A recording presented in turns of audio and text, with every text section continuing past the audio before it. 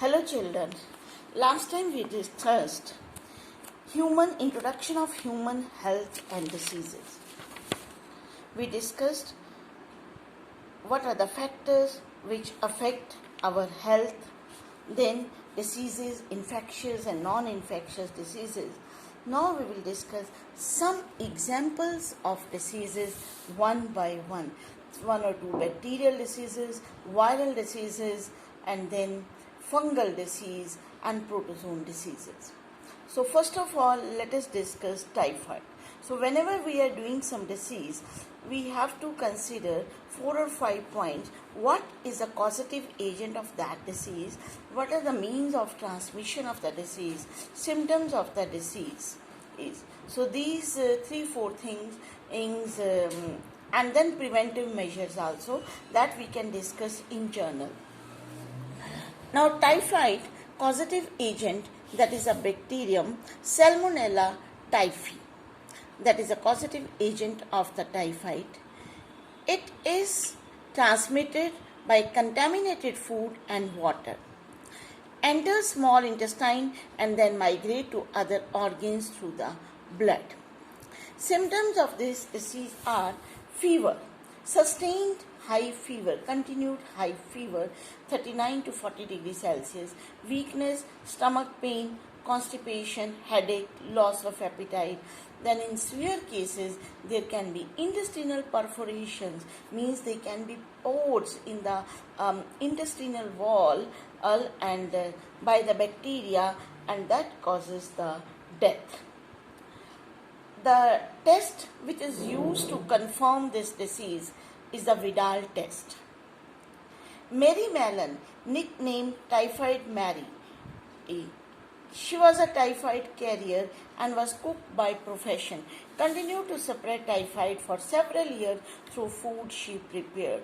तो वो एक अमेरिकन लेडी थी जो कुक थी बाय प्रोफेशन, तो वो एसिम्टोमेटिक थी, उसको कोई सिम्टम्स नहीं थे टाइफाइड के, और शी वाज टाइफाइड कैरियर. बहुत बाद में पता चला कि उसने कितने लोगों को टाइफाइड किया by the food she use to prepare.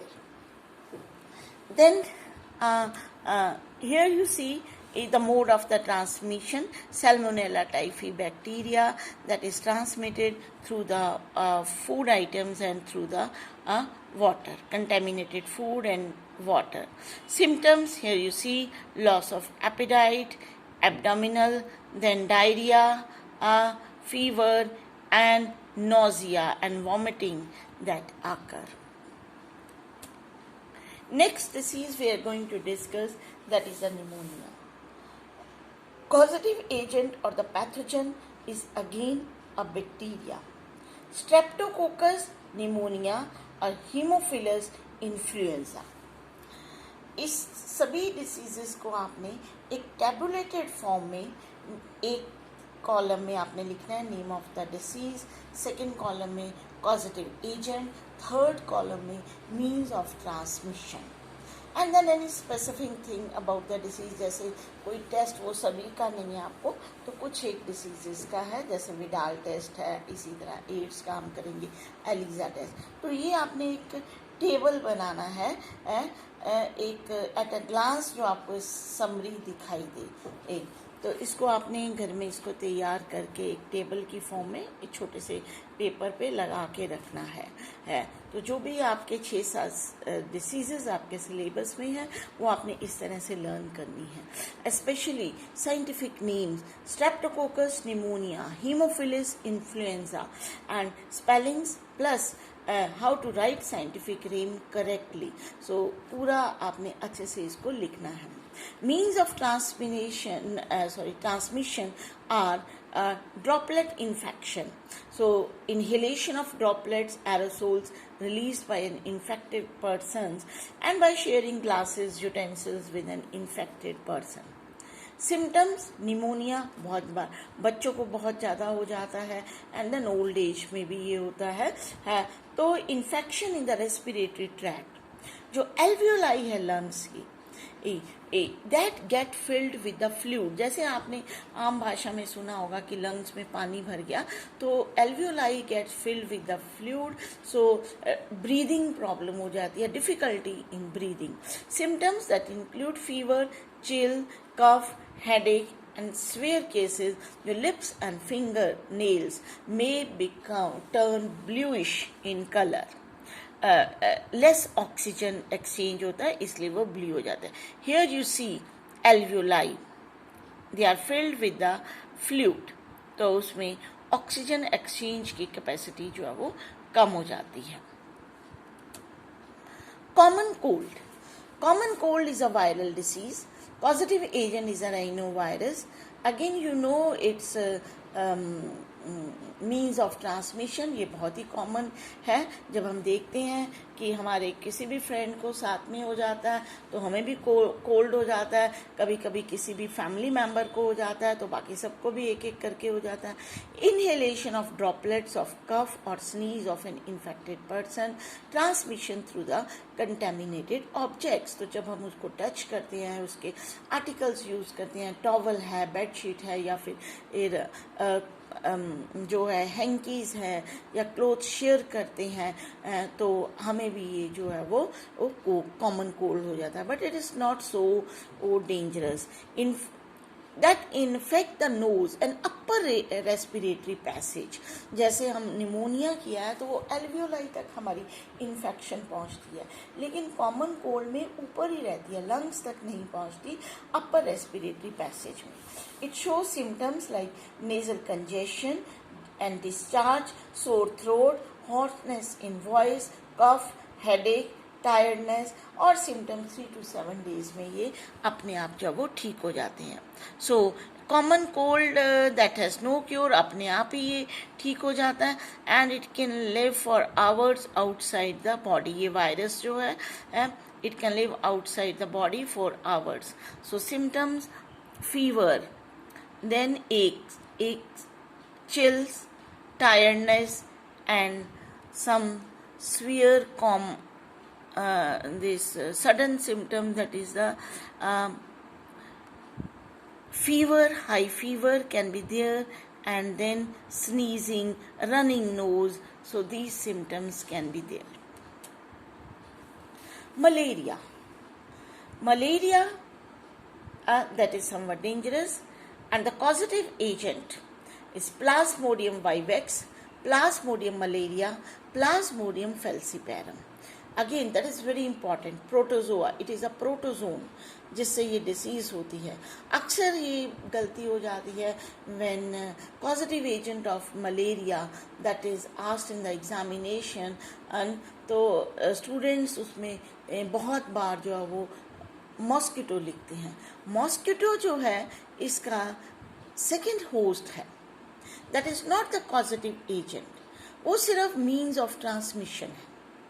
So causative agent is a protozoan, Plasmodium vivax, malaria, falciparum, and this falciparum का जो malaria है that is most dangerous, that may be fatal. Means of transmission is bite of female Anopheles mosquito, सिर्फ female anopheles mosquito. Target organ किस पे affect करता है, जैसे वो बाइट करते हैं तो अब ब्लड में आ जाता है, RBCs, and then liver cells में चले जाता है। सिम्टम्स फीवर, हाई फीवर हम देखते हैं निमोनिया में भी होता है, देन इसमें थोड़ा बहुत कॉमन कोल्ड में भी हल्का फीवर हो सकता है, बट इसमें क्या है, हाई फीवर विद चिल, ठंड लग के जैसे फीवर होता है, बुखार चढ़ता है। Fever occurs on every alternate day, तो ये भी एक इसका मेन सिम्टम है, पहचान होती है कि मलेरिया की, कि फीवर अपने आप उतर जाता है और फिर दोबारा चढ़ता है। ऑल्टरनेट डेज में फीवर होता है। वॉमिटिंग, तो से ये this is shown female anopheles mosquito and symptom headache, fever, fatigue, pain, they are the general symptom। जब भी फीवर होता है तो ये सारे सिम्टम एसोसिएटेड होते हैं। चिल, स्वेटिंग, तो एकदम ठंड लग के बुखार चढ़ता है, फिर उतर जाता है और एकदम से स्वेटिंग होती है, स्वेटिंग पसीना आता है और बुखार उतर जाता है। ड्राई कफ जो है, स्प्लीन एनलार्जमेंट, तो ये सारे इसके मलेरिया के सिम्टम्स हैं। Now life cycle of Plasmodium. Life cycle of Plasmodium, it is completed in two hosts. One is the human being, other is mosquito. अब ह्यूमन बीइंग में ये बीमारी कैसे आती है? When this mosquito bites human being, पहले ये किसी इन्फेक्टेड पर्सन को बाइट करता है और फिर एक हेल्दी पर्सन को बाइट करता है, ठीक है। अगर इसने किसी भी इन्फेक्टेड पर्सन को बाइट नहीं किया तो हमें ये कितना मर्जी काटता रहेगा, हमें मलेरिया नहीं होगा। लेकिन अगर किसी इन्फेक्टेड पर्सन को मलेरिया जिसको है उसको बाइट किया, उसके बाद एक हेल्दी ह्यूमन बीइंग को किया, तब जो है ये मलेरिया होता। तो इसके अंदर sporozoites, they are injected with the bite. तो स्पोरोजोआइड्स जो है ह्यूमन ब्लड में आ जाते हैं। जो स्पोरोजोआइड्स ब्लड के थ्रू जो है बॉडी में ब्लड के थ्रू ये लिवर में एंटर कर जाते हैं। लिवर में ये स्पोरोजोआइड्स हैं, ये छोटे छोटे दिखाए हैं। दीज मल्टीप्लाई एसेक्सुअल रिप्रोडक्शन आकर। Parasite reproduces asexually in the liver cell, bursting the cell into and releasing into the blood. तो ये स्पोरोजोआइड 8 लिवर सेल्स में मल्टीप्लाई हो गए और फिर उसके बाद जो है वो रिलीज हो जाते हैं।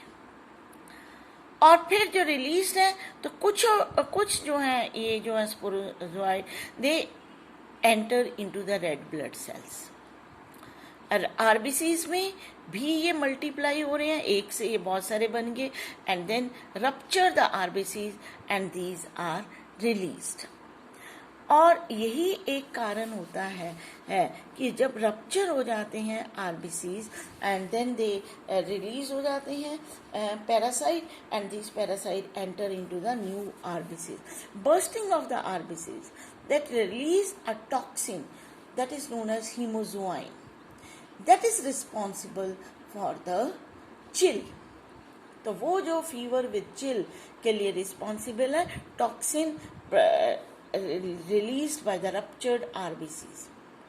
तो ये पूरा साइकिल चलता है, पूरा ये साइकिल इस तरह से ये चलता है। फिर रप्चरिंग होती है जब आरबीसीज की, तो इसलिए जो फीवर है ऑल्टरनेट डेज में आता है। मतलब एक दिन तो वो ग्रोथ ही करते हैं उनके लिवर सेल्स में, आरबीसीज में, फिर उसके बाद जब मल्टीप्लाई करने के बाद रप्चर होता है, उसके बाद जो है जो फीवर टॉक्सिन रिलीज होता है, then there occurs fever. Now here they form the gametocytes. Gametes बन जाते हैं इससे, female and male gametes. So gametocytes, they are produced in the blood of the humans. तो gametocyte develop in the RBCs, red blood cells में gametophytes बन गए। और इस स्टेज पे gametocytes जो हैं से female mosquito takes up gametocytes with the blood meal. जब इस पर्सन को दोबारा फीमेल मॉस्किटो ने काटा, एनाफ्लीज मॉस्किटो ने काटा, तो गैमेटोसाइट्स जो है ब्लड के साथ मॉस्किटो के अंदर चले जाते हैं। मॉस्किटो ब्लड सक करता है और सीधा blood it goes into the stomach. Blood जो है वो स्टमक में चला जाता है और फिर इंटेस्टाइन में। फर्टिलाइजेशन एंड डेवलपमेंट, गैमीट्स जाते हैं सिर्फ गैमेटोसाइट, लेकिन fertilisation that occurs in the mosquito's intestine. And intestine में मॉस्किटो के फर्टिलाइजेशन होती, जाइगोट होता है, and then mature infective stages, sporozoites escape from the intestine and migrate to the mosquito salivary glands. So zygote के बाद this forms sporozoid division, mitotic division। sporozoids जो बनते हैं वो बाहर निकलते हैं, infected they escape from intestine से बाहर आके and then migrate into the salivary glands. अब मॉस्किटो के स्लाइवा में आ गए और जैसे मॉस्किटो ने किसी को बाइट किया तो स्लाइवा से ये ह्यूमन बीइंग के ब्लड में चलेगी. So this is about the life cycle of the Plasmodium.